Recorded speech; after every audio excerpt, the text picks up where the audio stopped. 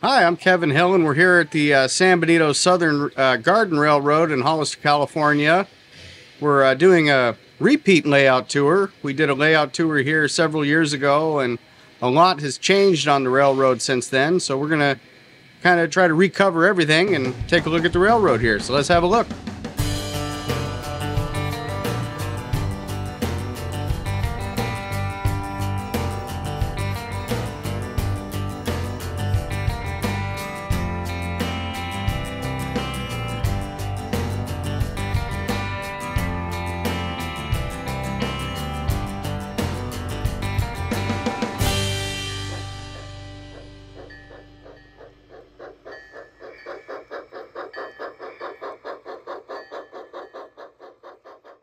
So my dad and I started the layout here in 2005. We're about 18 years in now, and keeping layout going for 18 years is a chore in itself because, you know, as these things age, things happen. We're track power on this layout, so the track upkeep becomes a problem. The old LGB track, sometimes the ties will break or rot on the track, so you got to replace that section of track. We've had a couple of places where that's happened.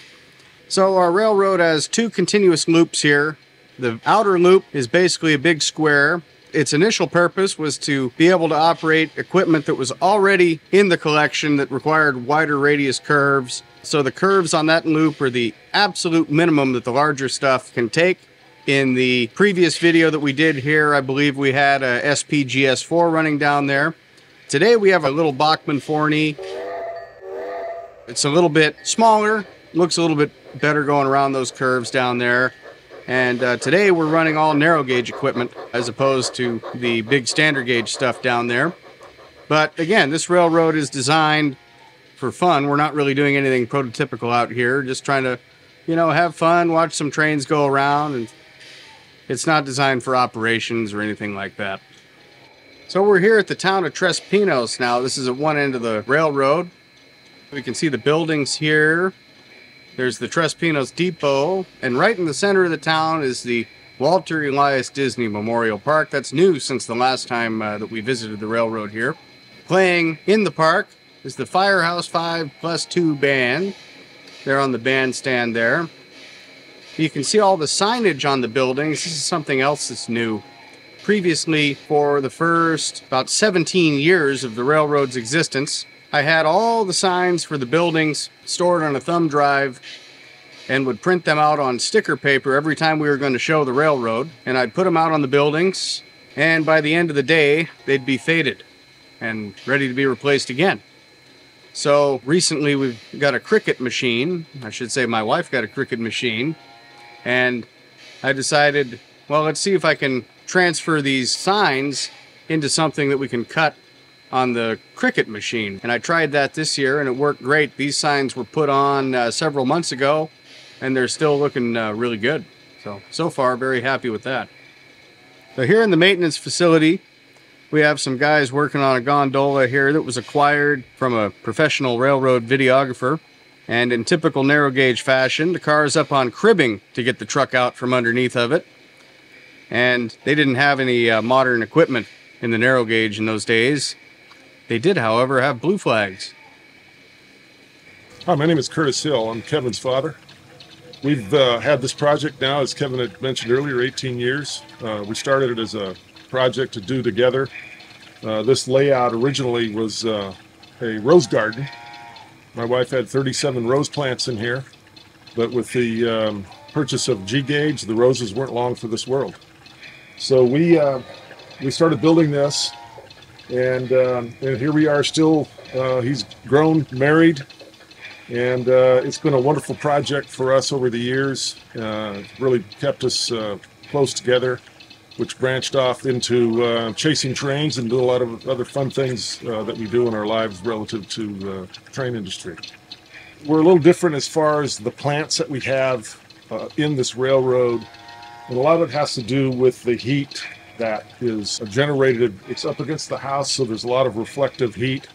There's concrete walkway here which reflects heat into this thing, so You can't just have your classic garden railroad ferns and clover and those kind of things. It doesn't survive in here. So we've had to learn over the years what grows and what doesn't, because we've killed many, many plants. So that's just all part of the learning and growing process. One of the things this year that we did, which is brand new, is we scratch built a speeder shed that is to scale to Camp Reynolds speeder shed from the West Side Lumber Company. There's a picture that we have of the original, and I merely patterned that after this when we built it. And so then we've put in a few of the other accoutrements that go with the speeder and the equipment and the workers and those kinds of things. We're really happy with it. I think we found a really nice spot for it. If you're looking to build a garden railroad, these are the kind of things that over time you can use to enhance your layout. You're not going to be building this stuff overnight. It takes time to get the skill sets. It takes the time to find your time if you're still working and those kinds of things. But this has been a great addition this year in 2023. So we have several Disney elements scattered throughout the layout here. One of them is the Moonshiners Cabin here, not the cabin itself, but rather the banjo that you're hearing.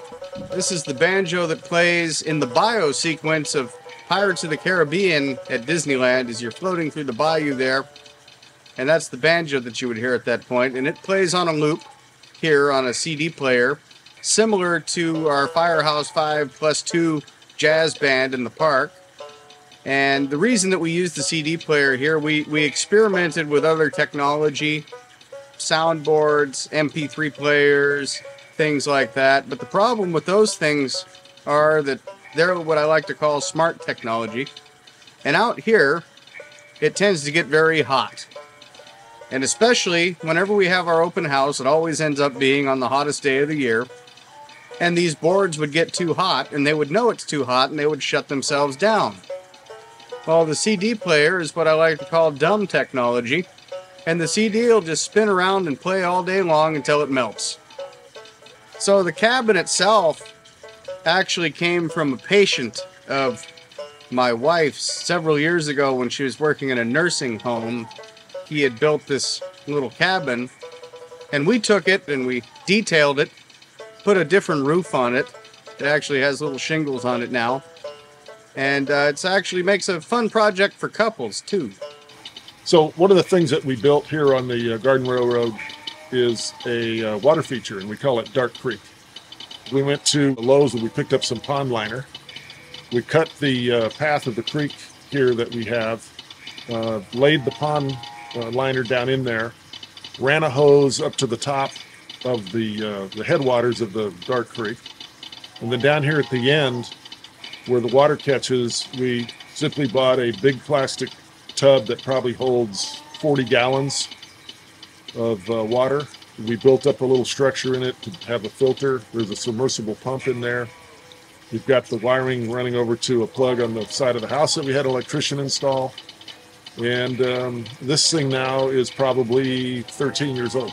At the headwaters, when that hose comes up out of the tub, we made a length of PVC pipe about this long, capped on each end, with the hose running into it, and then we cut with a Dremel a slit down the length of that pipe. So when that water comes up from the submersible, it comes out in a sheet, it comes out in a slit. And then we've hidden that with rocks and everything to try to make it more realistic. But it works fantastic, and the slit is only maybe not even a quarter of an inch wide and about 6 inches long. Works beautiful. It's never caused a city problem whatsoever. Also in the creek, to make it fun, we've put some fishermen there, young boys fishing off one of the rocks. We've got a father and son team doing some fishing. And then a little further down, we've got a mother bear standing on the edge of the rocks, and then the bear cubs are sitting literally in the creek, which makes it a lot of fun for the kids and people when they come to see the railroad. So here we are at the Grizzly Flats end of the railroad. This is the Grizzly Flats Depot, a model of the Grizzly Flats Depot that was on Disney animator Ward Kimball's private Grizzly Flats Railroad, full-size narrow gauge railroad that he had on his property in Southern California. And the telegraph that we're hearing playing in the depot is the telegraph that plays at the New Orleans Square Depot at Disneyland on the Disneyland Railroad. and it's actually tapping out Walt Disney's dedication speech to Disneyland.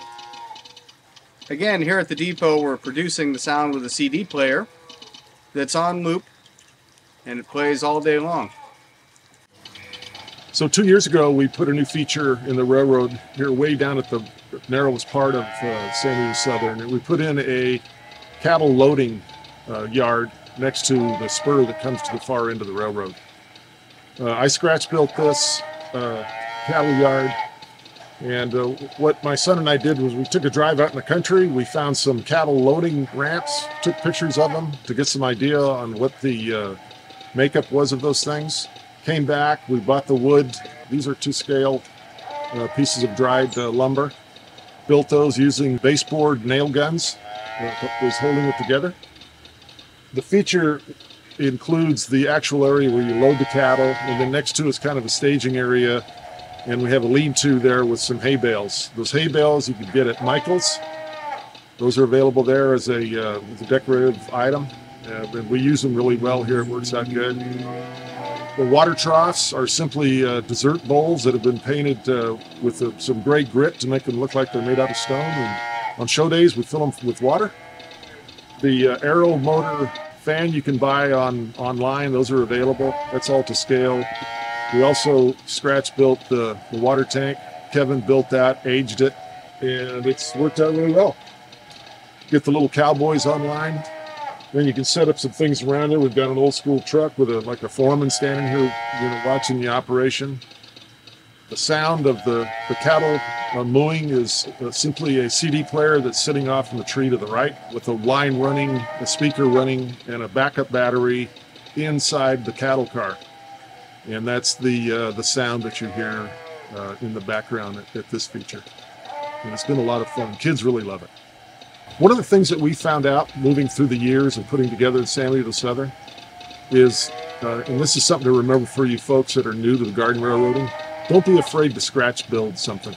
When Kevin and I were first going around visiting different garden railroads with the baggers here in the Bay Area, we would see scratch built items in people's layouts, and we were just amazed that somebody had the patience and the wherewithal to put something like that together because it looked so fantastic. So once we started getting more established and learning a few more things, the fear faded away. So this is what led to this cattle loading operation, is building something that people are going to like it. And the bottom line, when we did this, it was fun to put together, and it's paying off with the comments that we've heard from people. So we're here at the Dark Creek Sawmill of the Big Trees Flume and Lumber Company. This is where all the redwood that's cut out here is milled down into finished lumber. We got a siding back here. That's where the lumber comes in. It's unloaded into the mill. We also have some junk sitting around here to kind of complete the scene. We see some trucks that are a set of log disconnect trucks that have been completely disassembled. The wheels are out. I bought those as a part source for some of the other log disconnects that are in service here. And I had the trucks left over and needed something to do with them. Well, they make great props. That's something that a lot of people don't think about on an operation like this. You need junk and things laying around because these operations weren't clean, They left old equipment out, and so it adds to the scene that way.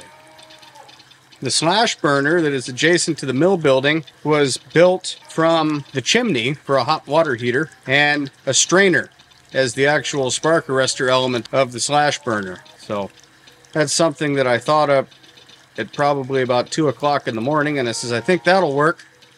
And it seems to have worked pretty well. So as we mentioned earlier here, we've got a Forney locomotive operating on the outer loop, the lower loop.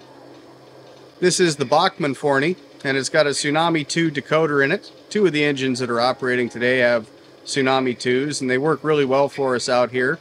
Very happy with that. The other engine that we're running today has its factory decoders still, and I think that's going to get ripped out at some point here and replaced with a Tsunami 2. And we've got some interesting equipment. On our Forney train down here today, we have a flat car that is a survivor of the CZU wildfires that ravaged the Santa Cruz Mountains back in 2020.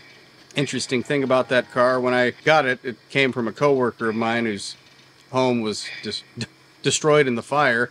To pay kind of homage to the fire, the road number of the car is now the date that the fire started. The caboose was found in an antique shop in San Juan Bautista, California, on the morning of my wedding. My best man and I were walking down the street, and we noticed some G-scale equipment in the window of this antique shop, and we went and looked at this thing, and there's this caboose sitting there. And the road name didn't really make sense to us because it was a lot of places that are really far apart from each other in real life. And we sat there and we stared at it for about 10 minutes, and we finally figured out what whoever built this car was going for. And at that point, my best man decided that I needed this car, and he bought it for me as a wedding gift. Now, on our other train here that's being pulled by the Shea number 5 today, we have a caboose that I heavily modified. It was a caboose built by Lionel in the early 90s when Lionel was in the G-scale market for a brief time. And from the factory, these things were kind of ugly. They had frosted white windows and they were painted in bright colors. We've all seen these cars at train shows, and they usually sell for 10, 15 bucks. And I always looked right past them. But on eBay, there was a tank car that I wanted.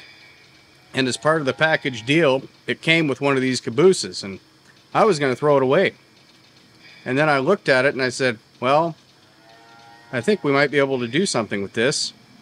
And I painted it, put real windows in it instead of the frosted white windows, put lighting in it, I put working marker lights on it, and going completely above and beyond and probably wasting too much of my time on something that nobody's ever going to see, I put a full interior in the car, wood siding on the walls, built the perches for the cupola. There's a desk with the conductor in there, and he's sitting on the desk, and there's a wood stove in there. And it's actually, I'm very proud of that car. It's my favorite caboose in the fleet now.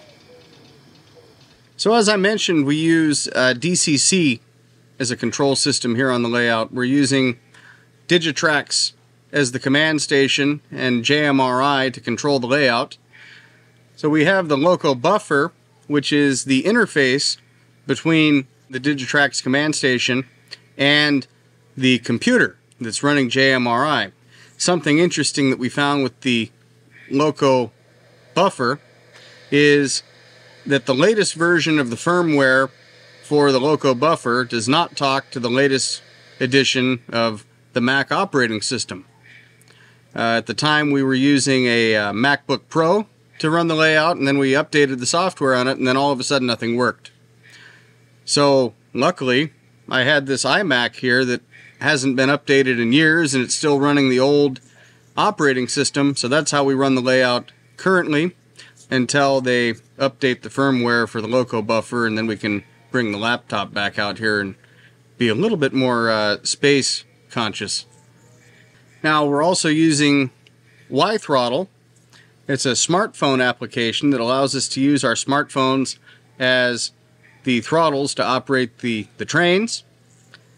Previous to implementing JMRI out here, we had been using the standard Digitrax throttles, but we find that the Y-Throttle works a lot better.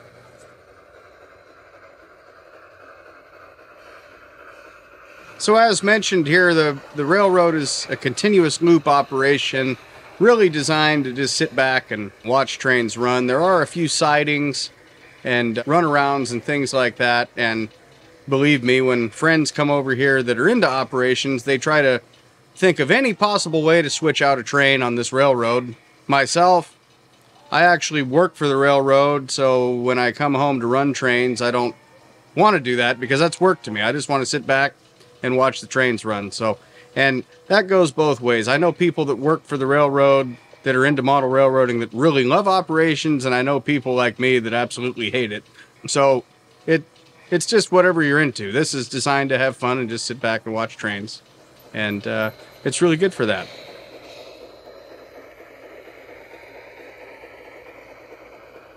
So another interesting thing about this layout is that we've lit all the buildings and the park for night operation. The street lights in the park work, and there's lights in the buildings. On the barber shop, we actually put a false floor in for the second floor, so that at night when the lights are on, the apartment that's upstairs is lit, but the barbershop is closed. The lights work on a timer. It's low voltage DC. They're actually garden lights that you buy at the hardware store.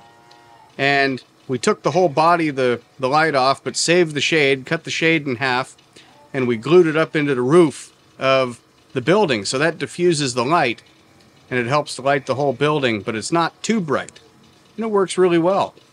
The street lights in the park are factory LGB street lights, but they work off of the same low voltage transformer that runs the rest of the lights for the buildings, and that actually operates on a timer, and it comes on at 7 o'clock every night.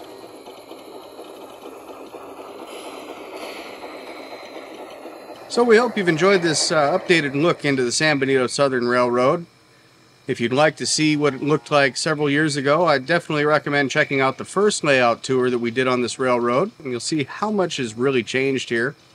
And again, we hope you enjoyed it, and thanks for watching.